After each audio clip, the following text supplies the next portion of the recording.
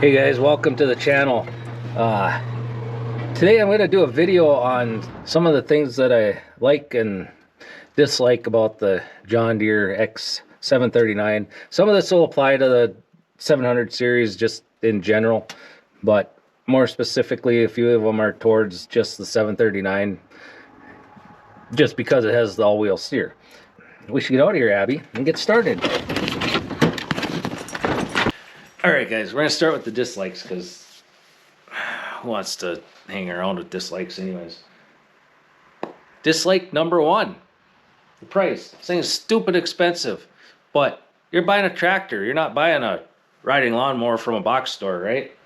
This thing is 100 times more machine than those things are. I bought the tractor, the 54-inch mower deck with the quick detach, the bagger. They sell a bigger bagger and a smaller bagger. I got the smaller bagger just for maneuverability reasons. And then the PTO and the 3-point. It's green and yellow. It's going to be expensive, right? So yeah, price. Number two is gas. This thing burns gas. It loves gas. I mean, it goes through 5 gallons of gas when we mow every time, and we mow just over an acre. With our old rider, before that thing died, we could mow 3 times off of 5 gallons of gas. So if you get one of these, expect to spend more on gas. The third thing, accessories. Well, the cab is not, they don't, like John Deere doesn't sell it for this one. They sell a different one, but I made it work. But like the snowblower right here, this thing, I just looked online a little bit ago. $4,300 for a new 47-inch snowblower with quick hitch. That's crazy expensive, I think, for a snowblower. But you know, this thing will move some snow. The area that I snowblow, I used to do it with a 26-inch Cub Cadet walk behind. It'd take me 3.5, 4 hours of blowing snow to do it. This thing, 1 hour, done. So it's way faster. You know, granted it's twice as big, but it moves a lot of snow really fast, which is really nice. Number four, these last 4 and 5 are just they ain't that big a deal. Number 4 is the cooling location. It sucks the air in right in the cab here. Right here. I put a plastic bag over that for the winter. And then in here, it sucks the air through. And I threw some cardboard in there. And, you know, it'd be nice if they had like a panel or something that you could slide or turn or flip or whatever to change. You know, maybe it could suck the air from the bottom during the winter. Just so you weren't trying to suck air out of the cab as you're blowing snow, because when you're doing that, when you're blowing the snow and the wind's blowing right, you'll get snow on you. You'll get wet. The last thing is the 3-point here. Hi, Abby. I just wish that the 3-point was, you know, higher off the ground. But, you know, I realize too, it's part of the owning a crossbreed tractor. You know, it's not quite full grown. It's still a baby. It's close. Abby, no barking. That's my 5 dislikes of this thing.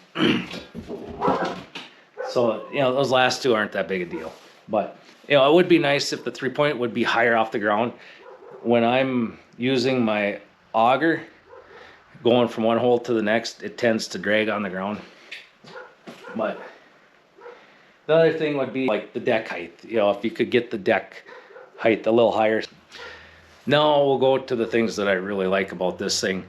Number 1 is the all-wheel steer. I love that all-wheel steer. When I was in college, I was working at a resort during the summer, and they had an all-wheel steer John Deere, and I got to run that thing all summer. I fell in love with it, and I told myself, someday you're getting one of these. And when the opportunity came, I got one. I made it happen because it just, the all-wheel steer is a game changer when it comes to mowing and maneuvering and blowing snow, and just it makes a huge difference. And then to go along with that, number 2 on the list is 4-wheel drive. All-wheel steer with 4-wheel drive with a snowblower. I don't know. I think you'd be hard to beat it. I mean, granted, you can't put chains on it. You don't have the clearances for chains, but I think in 6 years I've been stuck once that I had to go get the pickup and pull myself out of the ditch. Otherwise, it wasn't. It hasn't been that big a deal not having chains. No, somebody's in trouble. Number 3 on the list is quality. The quality of this machine compared to your box store ones and stuff is, there's no comparison. But that's also reflected in the price, which you don't like, right? This thing is a world of difference compared to pretty much anything else I've seen. These things are built like tanks. They're built really well. The other thing I like is the attachments. Granted, the accessories for this thing are expensive. That's a dislike, but the fact that I can put stuff on here, you know, I have a 3-point. I can, you know, put well, I don't have a box blade, but the back blade, I could put the garden tiller on, you know, or whatever else that I can put on the back. I could pull trailers with it. Any attachments that, it's really nice to be able to have, you know, get the attachments that you want, that you need to use. Number 5 on the likes is, I think really important, is the handling and stability. Because this thing, when my wife is out mowing the ditch, you know, you usually got to scooch up on the fender when you're mowing on a side hill. Well, you don't have to do that with this thing because it's wider and the center of gravity is low, which, you know, has its benefits and its drawbacks. But here it's a benefit. You're low to the ground. You're wider than any of those other ones, and you know, just the tractor weighs, I think, just over 1,000 pounds. So it's heavy. And I mean, I take this thing in spots that I shouldn't because of the handling, the stability, you know, 4-wheel drive. So the bonus thing, this, you know, like 6th thing, I call it the bonus thing. Dealer service. Our dealer is 28-ish miles away, but they have a truck that goes out and he will bring parts to us. You know, I just got to pick them up in town. And I had to order a part for the 3-point last summer, and they ordered it out of like Michigan, Wisconsin area. It was here the next day. They were calling me saying it was here. I was like, really? I mean, that's awesome. I love the fact that I have a dealership that I can go to, that I can walk in there and say, I need this part for, you know, an X739, and they know what I'm talking about. Yeah, so dealer service. All right, little bonus section at the end here. One of the things that I've done on here is on the snowblower. I did an upgrade on that, and if you have or are looking at a snowblower that has these old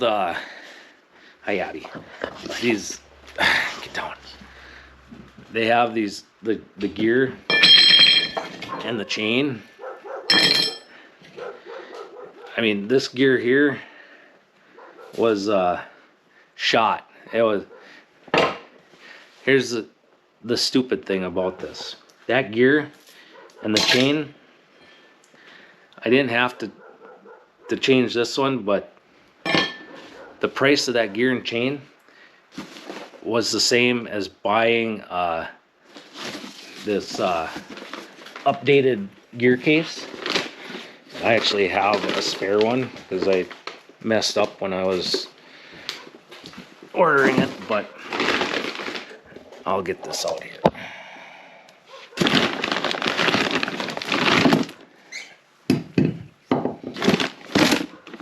All right, so this gear case here, you can see that.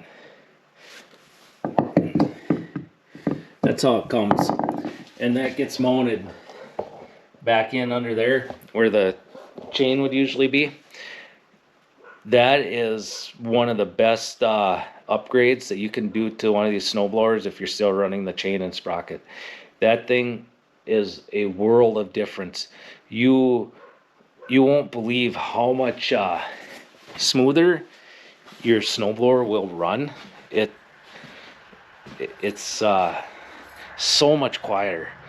I mean, it's you get a lot of noise from that chain and sprocket. You put that gear case in and it's quiet. It's remarkable. The other upgrade on the snowblower is the electric actuator here. I had to fix this hinge, but this electric actuator, so you can adjust your spout from inside the tractor while you're blowing. That's another must-have. So yeah, those are the two upgrades that I would say you definitely want to do on your John Deere snowblower. All right, guys, that's gonna be it for tonight. Thanks for watching, and if you made it to this point, you know, maybe hit that subscribe button, and we'll catch you on the next one.